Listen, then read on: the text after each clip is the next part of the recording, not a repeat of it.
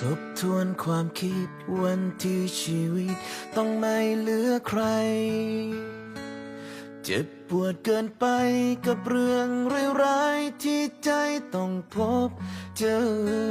กลบเกลื่อนเอาไว้ข้างในรอยยิ้มแท้ที่จริงน้ำตาล้นเหมือนว่าใจ